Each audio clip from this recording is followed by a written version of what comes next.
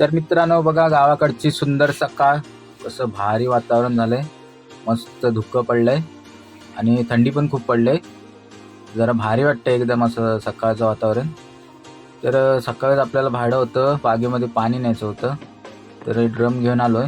तर बागेमध्ये तिथे सोडली. तर इथून आता जाऊया, फ्रेश होऊया मस्तपैकी. आणि हा आपला उमरे स्टॉप आणि हा आपल्या वाडीमध्ये जाणारा रस्ता. इथे बस होते आपली ST बस. तर इथून मी गेलो होतो कोंडामध्ये, कारण बागेमध्ये माणसं सोडायची, त्यांना सोडलं. तर आलो चांदेरीला. तरी आता 9 वाजले तरी पण बघा धुकं अजून भरपूर आहे. तर चांदेरीमध्ये पोचलो. तर चांदेरीचा आज बाजार होता. तर बाजाराची थोडी शूटिंग करूया म्हटलं. तर हे आपल्या वाडीतले रिक्षावाले सनगर आहे. ते म्हणतात मला पण व्हिडिओमध्ये घे. त्यांना व्हिडिओमध्ये घेतलं. तर बाजार आपला असं फिरत होतो.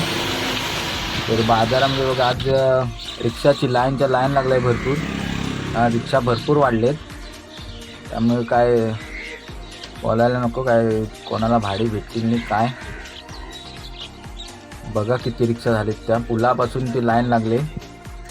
तर बाजारामध्ये आता पहिलंच भाडं आपल्याला भेटलं आहे. तर भाडं सोडलं आपल्या गावामध्ये.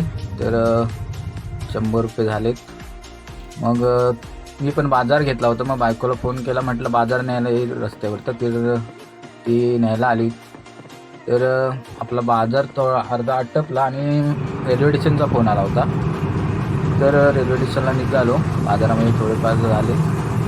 तर रेल्वे स्टेशनवरून कॉल आला होता, 11ची गाडी आहे. तर मी निघालो, माझं CNG भरायचं होतं. मी म्हटलं लवकर जाऊया. तर चाललो आता रेल्वे स्टेशनच्या दिशेने. तर आलो इथे पंपामध्ये.